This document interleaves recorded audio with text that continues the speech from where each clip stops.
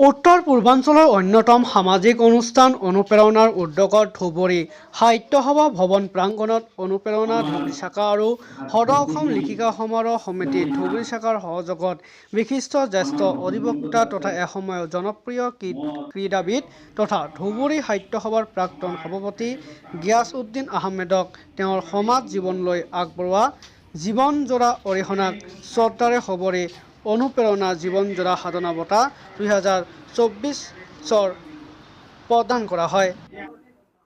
এইটোৱে হৈছে যে অনুপ্ৰেৰণা, প্ৰেৰণাৰ পৰা অনুপ্ৰেৰণা, প্ৰেৰণা ইনস্পিৰেশ্যন, ইয়াক ইম্পালছ কয়, এনকাৰেজমেণ্ট এইটোক কয়।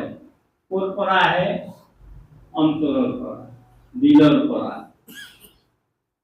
দেশৰ প্ৰতি প্ৰেম, প্ৰেৰণা জগায়, সমাজৰ প্ৰতি প্ৰেম, প্ৰেৰণা জগায় আৰু জাগৰণ যিমানেই নাহক কিয় নৱজাগৰণ নহ'লে সমাজ কেতিয়াও ঠিক পথে চলিব নোৱাৰে।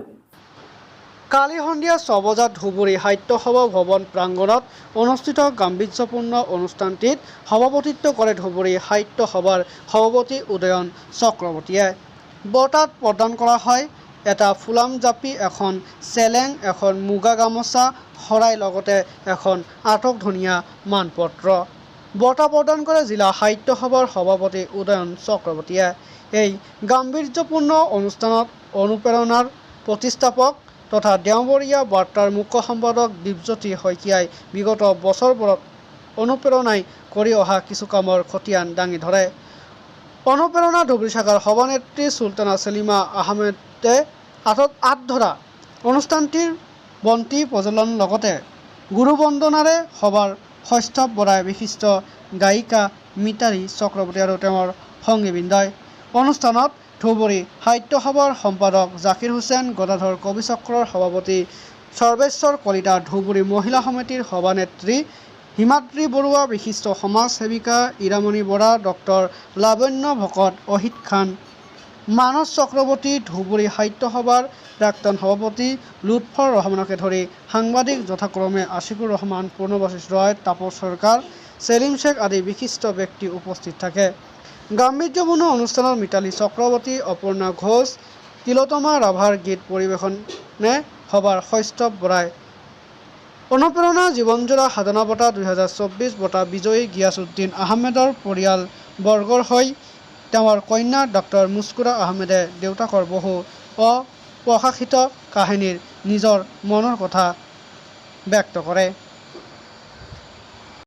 মই গৌৰৱ অনুভৱ কৰিছোঁ, মোৰ সন্তানে মোৰ বাবে যিখিনি কথা ক'লে ময়ে পাহৰি গৈছিলোঁ। সৃষ্টিকৰ্তা হে প্ৰভু, সিহঁতক সেই মোৰ এটিমাত্ৰ সন্তান, কন্যা সন্তান, তাৰ আয়ু বৃদ্ধি কৰি দিয়ক। আপোনালোকৰ চবৰে আয়ু বৃদ্ধি কৰি দিয়ক। বালা মুচিবত বহুত দূৰ কৰি দিয়ক।